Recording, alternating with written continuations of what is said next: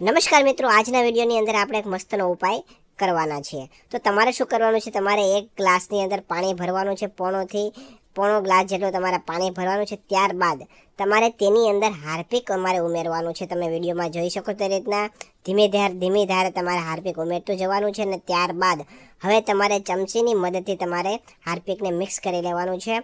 અને ત્યારબાદ હવે તમારે મિત્રો તેની અંદર 1 ચમચી જેટલું તમારે મીઠું ઉમેરવાનું છે।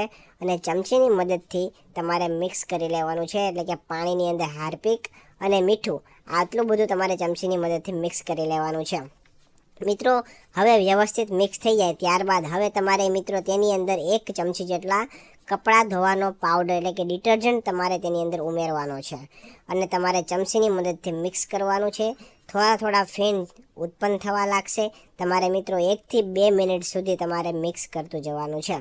હવે વ્યવસ્થિત બધું મિક્સ થઈ જાય ત્યારબાદ હવે મિત્રો તમારે તેની અંદર થોડું વિનેગર તમારે ઉમેરવાનું છે। અને જેવું તમે વિનેગર તેની અંદર નાખશો એટલે એકદમ ફીણ ઉત્પન્ન થવા લાગશે અને ફીણ છે એ ગ્લાસમાંથી બહાર પણ નીકળી જશે। અને એવી રીતના ફીણ ઉત્પન્ન થશે અને તમારે મિત્રો 3 થી 4 મિનિટ સુધી તમારે ચમચીની મદદથી વ્યવસ્થિત ધીમે બધું મિક્સ કરતું જવાનું છે। હવે મિત્રો આપણે વિડીયોની અંદર આગળ વધીએ એની પહેલાં તમારું નામ અને તમારા ગામનું નામ કોમેન્ટ કરીને જણાવી દેજો, જેથી કરીને અમે તમને સ્પેશિયલ થેન્ક્સ કહી શકીએ। તો મિત્રો લાસ્ટ વિડીયોનું સ્પેશિયલ થેન્ક્સ મીનાબેન શાહને કાંદીવલીથી, લક્ષ્મણભાઈ પટેલને મહાવીરનગરથી, ખુમાણસિંહ વાઘેલાને વિરમગામથી, રાજુભાઈ શાહને કડોલીથી, મંગુબેન પટેલને લુણાવાડાથી જાય છે। તો મિત્રો આવી રીતના તમે પણ તમારું નામ કોમેન્ટ કરીને જણાવી દેજો, જેથી કરીને અમે તમને સ્પેશિયલ થેન્ક્સ કહી શકીએ।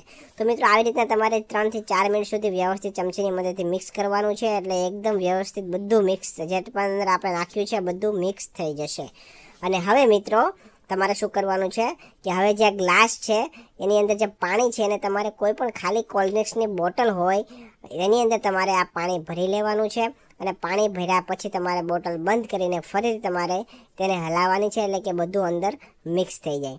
આટલું કર્યા પછી હવે મિત્રો આપણું જે પાણી છે જે કામનું છે બનીને તૈયાર થઈ ગયું છે। હવે તમને ઉપયોગની જે વાત કરું તો મિત્રો તમારા ઘરની જે ટાઇલ્સ હોય સંડાસ બાથરૂમની અંદર અથવા કપડાં ધોવાના અથવા વાસણ ધોવાની જે ચોકડી હોય, વાડો હોય કે જે વધારે ચીકણા થઈ ગયા હોય, વધારે ગંદા થઈ ગયા હોય, જે સાફ ન થતા હોય, તો મિત્રો એને તમારા પાણીથી તમારે સાફ કરવાના છે। મતલબ કે જે આ પાણી છે એ તમારે તેની અંદર તેના ઉપર નાખવાનું છે અને બ્રશ અથવા તાર વડે તમારે ઘસવાનું છે, જેથી કરીને બધી ચીકાશ ને ગંદકી બધી દૂર થઈ જાય ને ત્યારબાદ તમારે સ્વચ્છ પાણીથી તમારે ધોઈ લેવાનું છે। જેવું તમે ધોશો એટલે તમને દેખાશે કે ચીકાશ બધી દૂર થઈ જશે, તમારો વાડો, તમારી ટાઇલ્સ એ બધું એકદમ વ્યવસ્થિત સ્વચ્છ અને ચમકદાર બની જશે। તો એકવાર તમે અવશ્ય ટ્રાય કરજો। જો તમને અમારો આ વિડીયો પસંદ આવ્યો હોય તો વિડીયોને લાઇક કરજો, શેર કરજો અને આવા જ નવા વિડીયો જોવા માટે અમારા ફેસબુક પેજને ફોલો કરી દેજો અને યુટ્યુબ ચેનલને પણ સબસ્ક્રાઈબ કરી દેજો। ધન્યવાદ।